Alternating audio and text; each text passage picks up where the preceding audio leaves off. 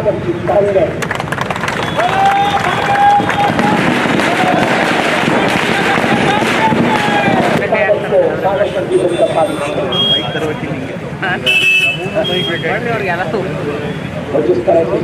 Mobile सागर का किनारा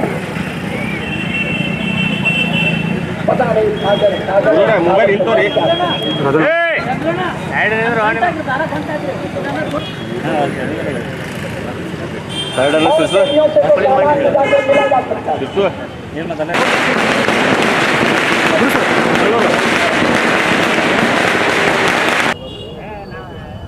CID ಕೊಟ್ರೆ ಇದನ್ನ ಯಾವ್ದು ಕೊಟ್ಟರು ಎಣ್ಣೆ ಕೊಟ್ಟರು CID ಅಂದ್ರೆ ರಾಜ್ಯ ಸರ್ಕಾರದ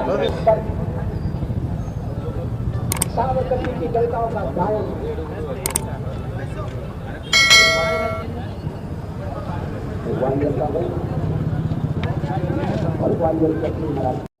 CID ತನಿಖೆಗೆ ವಹಿಸಿದ್ದಾರೆ ಆಣೆ ಪ್ರಮಾಣ ನಡೆದಿದೆ ನೋಡಿ.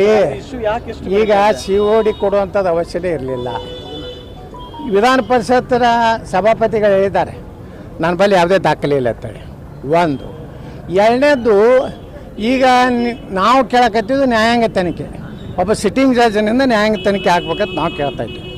ನಮಗೆ COD ಮೇಲೆ ವಿಶ್ವಾಸ ಹೋಗಿಬಿಟ್ಟದೆ. ಮೊನ್ನೆ ಇಬ್ಬರು IPS ಅಧಿಕಾರಿಗಳು ಬೆಳಗಾವಿಯಲ್ಲಿ ನಡ್ಕೊಂಡಂಥ ರೀತಿ ನೋಡಿಬಿಟ್ರೆ, ಒಬ್ಬ ADGP ರ್ಯಾಂಕ್ನ ಬಂದು ಲಾಠಿ ಚಾರ್ಜ್ ಮಾಡೋದೇ ತಪ್ಪು. ವಿದೌಟ್ ಡ್ರೆಸ್, ವಿದೌಟ್ ಹೆಲ್ಮೆಟ್ ಒಬ್ಬ ಅಧಿಕಾರಿ ಬಂದು ADGP ರ್ಯಾಂಕ್ ಒಬ್ಬ IPS ಅಧಿಕಾರಿ ಮಾಡೋದು ದೊಡ್ಡ ಅಕ್ಷಮ್ಯ ಅಪರಾಧ. ಅದ್ರ ಜೊತೆಗೆ ಏನು ಪೊಲೀಸ್ ಕಮಿಷನರ್ ಅದಲ್ಲ ಬೆಳಗಾವಿ, ನಾನೇ ಹೋಗಿದ್ದೆ ಖಾನಾಪುರ ಪೊಲೀಸ್ ಸ್ಟೇಷನ್ಗೆ. ಹಿಂಗೆ ಫೋನ್ ಹಿಡಿದಂಥ ಪುಣ್ಯಾತ್ಮ 3 ತಾಸುಗಟ್ಟಲೆ ಫೋನ್ ಮಾಡ್ದ, ಮಾತಾಡ್ತಿದ್ದು. ಯಾರು ಜೋಡ ಅದ್ರ ಕಾಲ್ ರೆಕಾರ್ಡ್ಸ್ ಏನದ ಅದನ್ನು ಬೈನಂಗೆ ಪಡಿಸ್ಬೇಕು. ಯಾರು ಜೋಡ ಮಾತಾಡ್ತಿದ್ದ? DK ಶಿವಕುಮಾರ್ ಜೋಡ ಮಾತಾಡ್ತಿದ್ದು, ಅಥವಾ DG IGP ಜೋಡ ಮಾತಾಡಕತ್ತಿದ್ದು. ಏನೇನು ಅವರು ಸಂದೇಶ ಕೊಟ್ಟರು. ನನಗನ್ನಿಸ್ತದೆ ಸಿಟಿ ರವಿನ ಕೊಲೆ ಮಾಡಬೇಕು ಅಂತ ದೊಡ್ಡ ಸಂಚು ನಡೆದಿತ್ತು.